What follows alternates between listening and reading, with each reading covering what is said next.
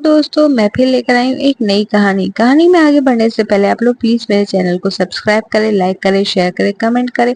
ऐसी ही और कहानियां सुनने के लिए बेल आइकन को प्रेस करें। गांव के नए नए शहर आए राम बहादुर और मीना काम ढूंढ रही थी। राम बहादुर के गांव का दोस्त हरिया उसे काम दिलवा देता है। मजदूरी का काम मिलने से राम बहादुर बहुत खुश था। इधर मीना ने सड़क के किनारे पटरी पर एक छोटी सी तंबू बनाकर उसमें अपनी गृहस्थी जमा ली थी। एक नन्ही सी बेटी कंचना थी जो कि अभी बस 6 साल की थी। उसे कुछ समझ नहीं आ रहा था, नई जगह, अब इतनी भीड़, ये सब देखकर वह डर रही थी। मीना ने कंचना को अपनी गोद में बिठाया और कहा, बेटा डरो नहीं, हम शहर में आए हैं, यहाँ बहुत पैसा कमाएंगे, तुझे अच्छे से पढ़ाएंगे। यह सुनकर कंचना ने पूछा, माँ हमारा गांव में इतना बड़ा मकान था, उसे छोड़कर यहाँ छोटे से पन्नी के मकान में क्यों आ गए? यह हमारा घर नहीं, तो अपने गांव चलो। कंचना की बात को मीना के पास कोई जवाब नहीं था। वह उसे समझाते हुए कहती है, बेटी चिंता मत कर, तेरे बाबा बहुत मेहनत कर रहे हैं, एक दिन शहर में भी हमारा अपना घर होगा। शाम को राम बहादुर वापस आया। उसे जो मजदूरी से पैसे मिले थे उससे वह खाना बनाने का सामान ले आया। मीना ने वही पास में चूल्हा बनाकर खाना तैयार किया। फिर तीनों ने खाकर अपनी बेटी एक छोटे से तंबू में जाकर सोने लगे। मीना ने राम बहादुर को कंचना की बात की। राम बहादुर ने कहा, अगर सही से काम मिलता रहा तो कुछ पैसे बच गए तो किराए पर एक छोटा सा कमरा ले लेंगे। अगले दिन राम बहादुर काम पर चला जाता है। मीना कंचना को लेकर काम ढूंढने निकलती है। अपने तंबू को बंद करके उसमें दोनों माँ बेटी पास ही के गली में पहुंच जाती है। मीना कई घरों में झाड़ू पोछे के काम के लिए कहती है, लेकिन उसे कहीं भी काम नहीं मिलता। इस तरह एक सप्ताह बीत जाता है। राम बहादुर की कमाई से किसी तरह एक टाइम का खाना बन जाता था। एक दिन मीना और कंचना काम ढूंढने जा रहे थे।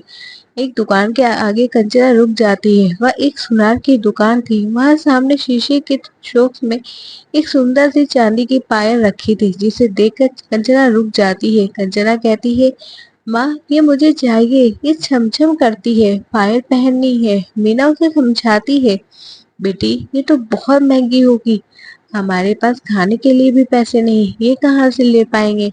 लेकिन कंचना गुस्सा हो जाती है। वह जिद करने लगती है। मीना उसे किसी तरह समझा कर वापस ले आती है। शाम को कंचना बिना खाना खाए सो जाती है। मीना राम बहादुर को सारी बात बताती है। राम बहादुर कहता है, तू चिंता मत कर, यही पास बाजार में नकली पायल मिलती है, मैं कल ले आऊंगा, उसे क्या पता लगेगा चांदी है या नहीं। अगले दिन राम बहादुर शाम को पायल लेकर घर आ जाता है। कंचना बहुत खुश हो जाती है। 2 दिन बाद मीना के साथ कंचना वापस ही उसी दुकान के आगे गुजरती है।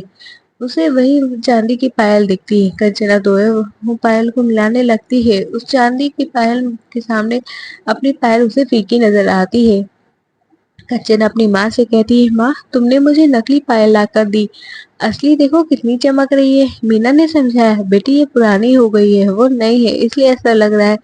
लेकिन कंचना को मीना की बात पर विश्वास नहीं होता। वह फिर से गुस्सा होकर आ जाती है।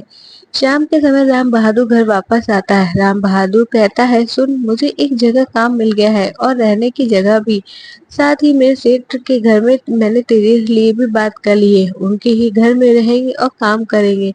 मीना कंचना के सो जाने के बाद राम बहादुर को सारी बात बताती है। राम बहादुर कहता है, चल देखते हैं, पहले ये तो काम हो जाए। अगले दिन तीनों सेठ के घर पहुंच जाते हैं। राम बहादुर सेठ के कारखाने में काम करता है और मीना सेठ के घर में काम करने लगी थी। एक दिन कंचना बाहर बरामदे में बैठी थी। मीना झाड़ू पोछा लगा रही थी, तभी सेठ जी की बेटी वहां आई। कंचना ने देखा उसने वही चांदी की पायल पहन रखी है। उसे देखकर कंचना जोर जोर से रोने लगी। कंचना को रोना सुनकर मीना दौड़कर वापस आई। सेठनी बहादुर वही आ गए।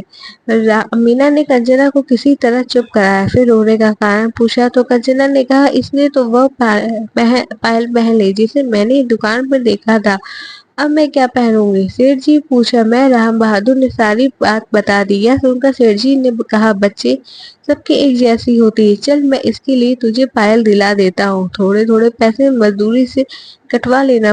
शाम के वापस आते समय सेठ जी ने कंचना के लिए पायल खरीद ली। राम बहादुर को कंचना की पायल दी, वह बहुत खुश हुई। अगले 7 महीने तक मीना और राम बहादुर अपनी मजदूरी से थोड़े थोड़े पैसे कटवाते रहे।